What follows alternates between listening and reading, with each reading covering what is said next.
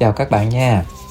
Hôm nay mình lại tiếp tục hành trình mổ xẻ đồ điện tử, nơi mà những món đồ tưởng chừng bỏ đi lại trở thành kho báu cho dân DIY như tụi mình nè. Nhân vật chính của video này chính là một chiếc máy sấy tóc nhỏ gọn, nhưng mà bên trong thì không hề đơn giản.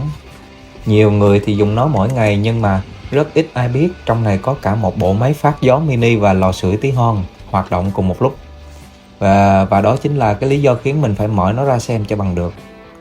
Thì trong cái video này mình sẽ tháo toàn bộ máy, khám phá từng bộ phận, và quan trọng nhất là lấy hai món cực kỳ giá trị, đó chính là motor quạt gió tốc độ cao nè, cuộn dây điện trở đốt nóng mà thứ giúp tạo nhiệt cực nhanh luôn.